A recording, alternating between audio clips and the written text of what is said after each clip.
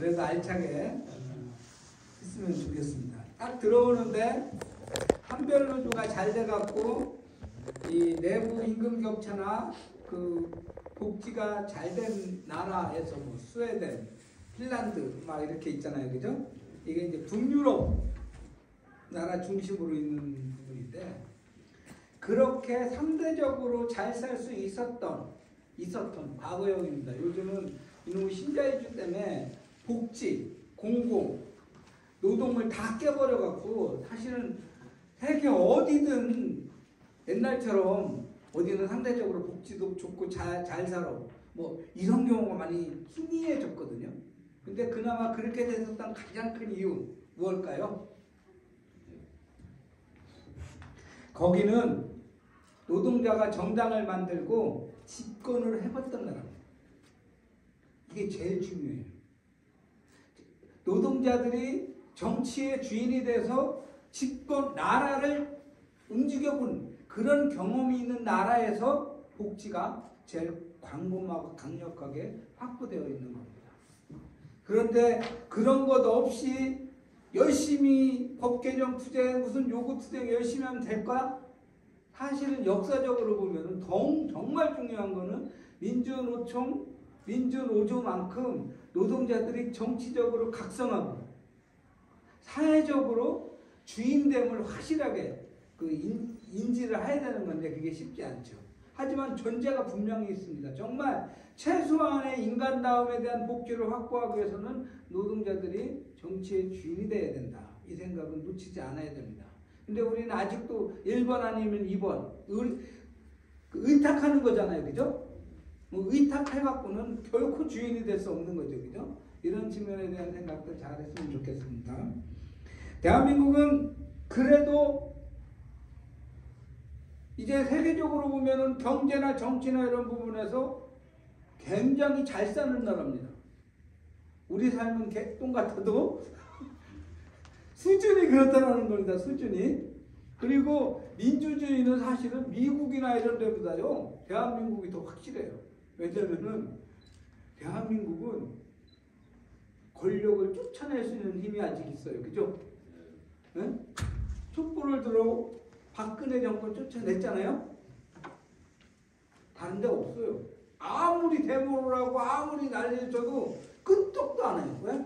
데모 무서운 줄 모르는 거지. 데모 무서운 줄을 아는 사회. 예를 들면 노동조합이 결성되고 행동할 때 그걸 무서워할 줄 아는 기업. 이게 민주주의라는 거예요.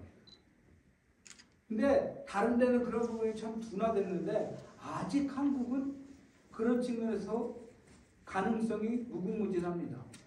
어제 그 윤석열의 기자회견을 보면서 여러분 뭐 느꼈습니까? 염장 좀 찔렸습니까? 아, 정신 못 차렸다? 왜 정신이 없어요? 그러니까 없는 정신을 어떻게 차려요? 네? 원래 그런 겁니다. 여러분들 우리가 이 자본가놈들은 부도덕한 놈들이요. 그러면은 자본가들이 웃어요. 자본은요. 태어날 때부터 오직 이윤을 위해서 태어난 거예요. 이윤이 되냐 안 되냐만 기준이 있는 거지. 야 이게 인간적이다. 야 이게 공정하다. 이게 정의롭다. 이런 게 없어요. 그래서 자본은 부도덕한 존재가 아니라 잘 들으세요. 무도덕한 존재입니다. 도덕이 없는 존재예요. 그렇기 때문에 자본을, 경영을, 기업을 인간적이고 도덕적으로 만들기 위해서는 정말 중요한 게 도덕적인 사람들, 깨어있는 사람들이 그 기업, 그 자본의 운명을 익혀줘야 되는 거예요. 우리가 그걸 만들지 않으면은 자본은 본래로 무도덕한 존재이기 때문에 지 맘대로 해요. 이런 생각 꼭 해야 되는데 우리가 이런 생각하기가 쉽지 않아. 아이고 이 세상 골치 아프고 나는 그냥 이 주는 거 그 고이 열심히 일해서 밥 먹고 살고 싶어. 하고 말 붙잡게 하지 마. 뭐 이런 나몰라주의가 너무 익숙해져 갖고 이 노동조합 하자 그러면 뭔가 귀찮은 것 같고 데모 한번 하자고 하면은 괜히 사생활이 침해되는 것 같고 이런 부분이 너무 강력하죠, 그죠? 이런 부분을 깰 수 있는 1년에 2번의 기회가 있잖아요. 아시죠? 5월 1일 노동자 대회가 있고 11월 13일을 전후한 전태일 노동자 대회가 돼 있어요, 그죠? 이 5월 1일 노동자 대회는 지역별로 모여요. 지역. 물론 수도권은 서울에서 모이고 이렇게 지역별로 모이거든요. 전국에 있는 노동자가 동일하게 같은 자리에 모이는 유일한 정말 명실상부한 전국적인 노동자 대회는 11월 전태일 노동자 대회예요. 이 전태일 노동자 대회라고 하거든요. 명칭 자체가 전태일이었어요. 왜냐하면 11월 13일 날 전태일 열사가 분신을 합니다. 그리고 11월 13일 전후로 한 부분에 대해서 노동자들이 최초로 전국적인 집회를 작업복이 투쟁 조끼로 입고 모여서 했어요. 그게 1988년, 89년이거든요. 87년에 노동자 대투쟁이 있었죠. 그리고 우리 서울 같은 경우는 선우엽, 마창노련, 울루엽 이렇게 지역마다 민주노조들이 조직을 결성하고 모임을 하다가 이제 드디어 전국의 노동자가 한 번에 모여보자. 근데 언제 모이느냐? 했을 때 전태일을 기념한 11월 13일 날 모이자. 이게 첫 결의가 된 거예요. 왜? 전태일을 기념한 노동자 대회가 이유가 됐을까요? 전태일이라고 하는 존재의 특별한 역사성, 전태일이라는 존재의 특별한 노동자성, 이 부분이 있었기 때문에 아주 자연스럽게 88년에 연대 노총극장에서 4만 또는 5만의 노동자가 모였는데 저는 그때 막 땅에서 나와서 공장을 들어가겠다 뭐 이렇게 준비하고 있을 때입니다. 맨 뒤에서 있었는데 저는 작업복이 투쟁 조끼가 그렇게 위대한지 그때 처음으로 느꼈습니다. 저절로 막 눈물이 나더라고요. 연대 노천극장에서 여의도까지 행진을 했습니다. 그때 인천에 있었던 노동조합의 조합원들이 서강대 정문 옥상에 이 혈서로 쓴 노동해방을 딱 들고 지나가는 노동자들한테 힘을 줬습니다. 그런 과정 하나가 무엇이었느냐면요. 정말 1950년 6.25 이후 노동조합에 노자만 들어가도 빨갱이다. 삼중을 멸해야 된다. 이렇게 했던 부분에 대한 첫 번째 저항이자 돌파. 정말 감동스럽고 감격스러웠죠. 한 5만 중에 한 4만 5천은 눈물 좀 흘렸을 겁니다. 그렇게 감동적인 계기가 됐었던 것이 전태일이라는 사람입니다. 그래서 오늘 여러분들과 함께 전태일 열사의 정신에 대해서 함께 공부해보자. 이게 이제 제가 부탁받은 교육의 주제입니다. 교재 다 받으셨어요? 예. 넘겨봅시다. 이 전태일 열사는 21살에 죽습니다. 초등학교도 졸업을 못했어요. 지금 식으로 하면 4학년, 5학년? 이런 정도의 학력밖에 없습니다.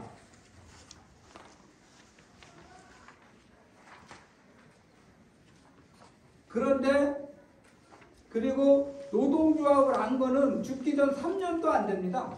3년도. 노동조합이 노동법을 한 건 3년도 안 돼요. 긴 시간 엄청 열심히 공부하고 준비해갖고 노동자를 조직하고 투쟁하고 승리하고 그것도 안 돼서 열사가 되고 그런 것이 아닙니다. 우리 노동자들한테는 존재 자체가 지식을 넘어 학력을 넘어 지역을 넘어 하나가 될 때만이 사회적으로 존중받고 이길 수 있다라고 하는 것을 보여주는 게 그 학력입니다.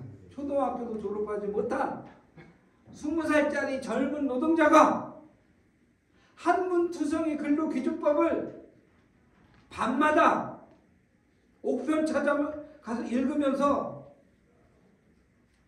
그래, 저들이 만든 근로기준법이라도 우리 노동자들이 제대로 지키면 최소한 짐승은 아니게 살 수 있어 라고 결의하면서 공부를 했습니다.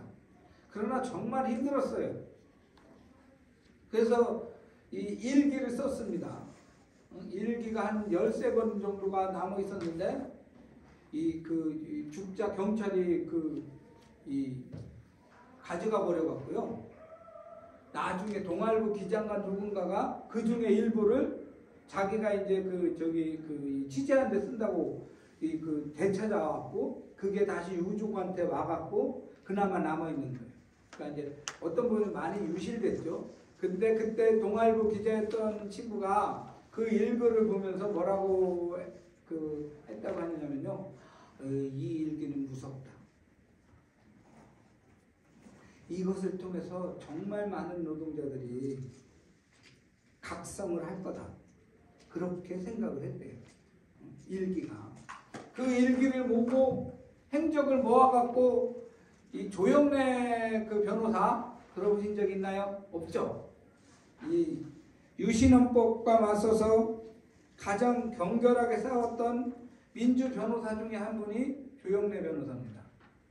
이 조영래 변호사가 전태일의 평전을 씁니다. 어느 청년 노동자의 삶과 죽음. 우리나라에서는 첫 번째로 못 나왔어요. 그래서 일본에서 먼저 나왔어요. 그리고 일본에서 나온 책이 번역된 것처럼 우리한테 왔습니다. 80년대 좀 지나서. 그때 처음으로 그 전태일을 만난 거나 다름이 없어요. 물론 71년부터 싸우긴 싸웠지만은 그걸 통해서 정말 많은 사람들이 감동을 했지만은 젊은 청년 학생들에게는 딱 한 구절이 있었습니다. 일기에 뭐가 있었냐면은 옥편 찾아서 근로기준법 공부하기 너무 힘들어. 그래서 딱 한 구절 써놨어요. 대학생 친구가 있었으면. 그러면은 옥편 안 찾고도 이 근로기준법을 읽어주고 이렇게 되면 더 쉽게 공부하고 이랬으면 좋을 텐데 왜 내 주변에는 그 흔한 대학생 하나 없냐. 이런 한탄을 일기에 딱 써놨어요. 대학생 친구가 하나 있었으면. 죽기 전에 그건 아무도 몰랐죠. 평전이 딱 나오고 나서부터 1979년부터 1985년까지 전국의 그 대학생들 중에 대다수가 그 책을 읽으면서 양심이 찔렸어요. 정말 노동자, 농민, 민중 곁에 지식인, 지성인이라고 하는 우리는 왜 없었을까? 지금이라도 다시 우리는 민중 속으로, 민중 곁으로 가야 되겠다 라고 해갖고 이 위장 취업 들어보셨죠? 그죠? 응? 이런 시대가 열렸던 거예요. 전태일의 일기 한 구절에 양심이 찔리고 각성한 수만 명의 그 청년 학생들이 기득권을 버리고 공장으로, 농장으로 자기를 투신합니다. 그러면서 새롭게 노동자를 만나고 노동자를 만나고 만들고 그렇게 했죠. 그리고 그것이 폭발했을 때가 1987년 7.89 노동자 대투쟁이었습니다. 그때 노동조합이 2,000개 이상 생기면서 처음으로 교섭다운 교섭을 했어요. 그리고 처음으로 임금 인상 쟁취를 해나가기 시작했습니다. 1987년부터 1993년까지 매년 15% 이상의 임금 인상을 계속 밀어붙일 수 있었습니다. 여러분, 많은 사람들은 우리가 이만큼 산 게 이 박정희의 계획 무슨 5개년 경제 계획이니 이런 헛소리 하는데 다 거짓말이에요.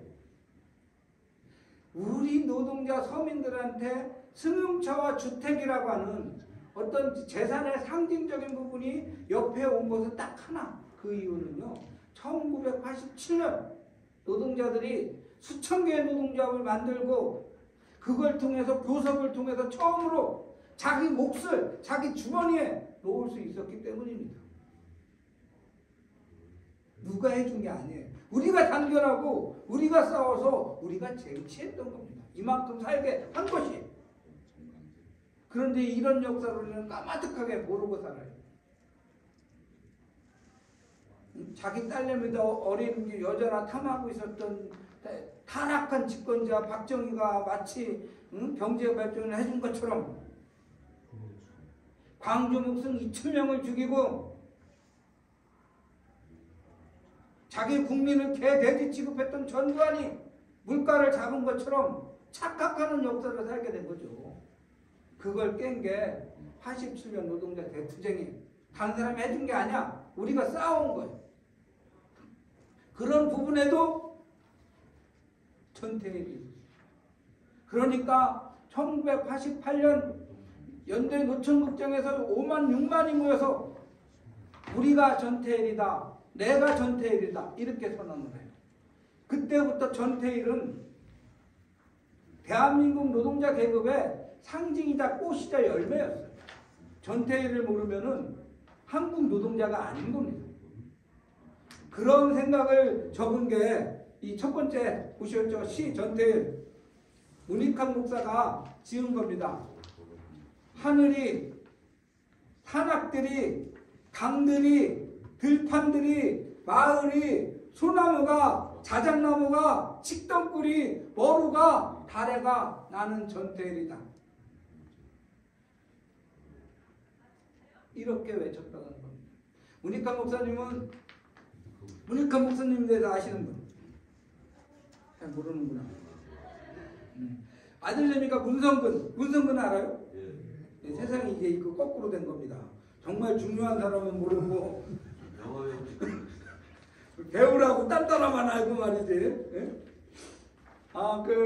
이 문익환 목사님은 북한을 찾아가고 통일을 하자. 그래갖고 이제 이 구속이 되기도 하고 그랬던 이제 우리나라 이 제야 민주화 운동의 3대 이 상징적인 인물이 있습니다. 모르는 사람 있죠. 첫 번째 개운재 선생 모르시죠? 예. 평생 작업복에 고무신만 신고 다니면서 정말 근검하게 싸움을 놓치지 않았던 개운재 선생님이 있고요. 그 다음에 문익환 목사님이 있고요. 문익환 목사님은 사실은 50이 넘어서 55세 때 투쟁을 시작해요. 그 전까지는 그냥 정말 대한민국에서 잘 나가는 인테리 목사였어요. 여러분들이 지금 성경책 보시죠? 성경책 공동 번역의 책임자였어요. 이거 엄청난 거예요. 응? 그런데 같은 초등학교, 중학교를 다녔던 장준하라고 하는 이 선생이 있어요. 우리는 장준하는 박정희가 제일 자기 양심의 숙적이라고 생각하는 사람이 장준하였어요. 장준하는 어느 날 저쪽 동두천 저 옆에 어느 산 등산하는 데서 의문의 시체로 발견되죠. 우리가 의문사라고 하는데 아마 중앙정보부에서 죽였을 거라고 생각을 합니다. 억울하게 죽은 다음에 친구의 유업을 내가 있겠다 해갖고 50세가 넘어서 싸움을 해서 20년 동안 75세에 죽나 그래요. 20년 중에서 15년을 빵에 삽니다. 옛날에 민주화 운동한다는 그런 거였어요. 마치 산업화 민주화가 웃기지도 않는 얘기예요. 고에 우식했던 놈이 무슨 민주화의 성과가 어떻고 뭐고 어떻고 그래요. 20년 중에 15년을 빵에 갔어야 됐어요. 그런데 그것도 모자라갖고 평안까지 갔죠. 돌아오면서 기자가 물었습니다. 이제 들어가면 국가보안법으로 구속될 텐데 그러면 최소 7년에서 12년은 빵에 갇힐 텐데 후회하지 않습니까? 이렇게 물었더니 뭐라고 대답했냐면은 쟤는 저 선배 중에서 두 사람의 얘기가 기억이 남는데 그게 첫 번째가 문익환 목사 얘기예요. 나는 반성을 해도 후회는 하지 않는다. 반성은 더 잘하기 위해서 살피는 거예요. 후에는 이거 잘못했네, 안 할 걸. 그 차이를 알겠죠, 그죠? 우리 싸움은 질 수도 이길 수도 있어요. 이기면 신나고 지면은 후회해. 그러면 그 다음이 없는 거죠, 그죠? 지면 지는 그 자리에서 어떻게 하면 이길까? 방법을 찾고 기운을 찾고 이뤄야 되는 게, 이런 게 정말로 제대로 된 반성이고 성찰이죠. 어제 그 윤석열이 그게 없어요, 그죠? 윤석열은 평생 반성을 모르고 산 사람이에요. 반성할 줄을 모르는 거예요. 그러니까 이 사과만 입에 달면 사과한 거라고 믿어요. 내 눈에는 그런 거죠. 아주 주변에서 사과하라니. 알아서 사과할게.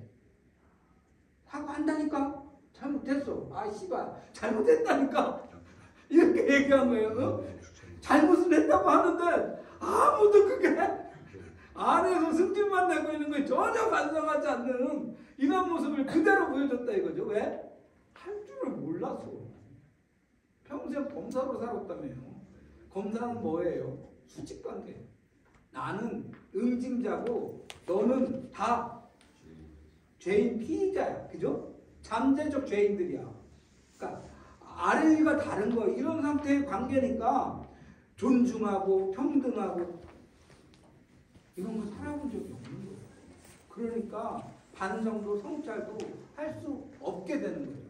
이런 우리는 슬픈 이 장면을 본 바가 있습니다. 무리카 목사님은 다른 사람은 이제 그 제가 좋아하지는 않아요. 그 김대중 대통령이 된 다음에 정말 수십 년 만에 대통령이 된 거잖아요, 그죠? 뭐라고 그 저기 인터뷰할 때 얘기를 했냐면 사람들이 다 기적이라고 한다. 기적이다. 그러나 기적은 기적처럼 오지 않아요. 갑자기 되는 게 아니라는 거. 그 안에 담긴 피땀, 그 안에 담긴 세월의 무게, 이런 게 합쳐져 갖고 기적을 만드는 거예요. 많은 사람들은 마치 행복이 떨어져 갖고 노동조합이 만들어지고 이긴 것 같죠, 그죠? 아닙니다. 정말 무수한 노동자들이, 무수한 동지들이 그 안에 자기 삶의 피땀을 갈아놓고 뭉치고 이런 부분이거든요. 그래서 기적 같은 승리도 기적처럼 오는 경우는 없다. 이것도 감동스러운 어록이었어요. 또 하나는 문익환 목사님이 왜 불가능한 지금 통일 불가능한데 국가보안법으로 처벌거를 알면서도 이렇게 국회에 갔었냐 하고 물어보니까 뭐라고 대답했냐면은 왜 불가능하다고 얘기했느냐. 나는 그렇게 살았다. 된다 하면 안 되는 것도 되고 안 된다 하면은 되는 것도 안 되더라. 우리가 지금 가져야 될 마음은 어렵다, 힘들다, 안 된다가 아니고 된다, 넘어가자. 이 생각 가져야 된다. 그래야지만이 된다. 이렇게 얘기했어요. 저는 그 얘기에도 감동을 받았었죠. 그 문익환 목사님이 그러나 우리 역사, 우리 사람, 우리 산천 모두를 가장 상징적인 것을 전태일이라고 규정했습니다. 그래서 결론이 그겁니다. 전태일 아닌 것들아 다 물러가거라. 눈물 아닌 것, 아픔 아닌 것, 절망 아닌 것, 모든 허접한 쓰레기들아 당장 물러들어가거라. 온갖 산이 한바탕 큰 울음 터뜨리게. 이렇게 결론을 맺고 있습니다. 다 물러가거라. 정말로 노동자다운 것들, 정말로 민주노조다운 것들, 정말로 사람다운 것들만 모아갖고 우리가 서로를 존엄하게, 평등하게, 행복하게 살 수 있는 세상을 만들어보자 라고 하는 기도문의 핵심이 전태일이가 이겁니다. 시는 그걸 말해주고 있습니다. 전태일은 16살에 미신공을 시작합니다. 그런데 아무리 해도 안 돼. 예? 그리고 너무 멀 것 같아. 그래서 미신공보다는 조금 더 높은 재단사가 되기로 합니다. 그래서 17살에 청계천에 재단사가 됩니다. 그리고 재단사끼리 모여갖고 재단사 모임을 첫 번째로 주성합니다. 그게 바보예요. 이름이 바보. 우리 역사에서 바보를 자칭한 두 사람이 있는 겁니다. 하나는 전태일, 또 하나는 노무현. 예? 그러니까 이 바보는 이중적인 의미가 있죠. 하나는 사회적으로 보면 바보다.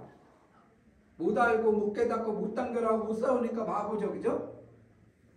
또 하나는 바보들이 깰 때 세상은 바뀐다. 응? 그래서 근데 바보의 또 다른 측면은 순박하고 순수하고 그런 거잖아요. 그죠? 이 순수하고 순박한 것들이 모여서 깰 때 세상은 바뀔 수 있다. 그러니까 바보라고 하는 것과 깰 수 있다는 희망, 이걸 결합한 개념이 바본 겁니다. 그러니까 꼭 나쁜 것만은 아니다. 이런 얘기를 할 수가 있는 겁니다. 그 바보애를 만들어서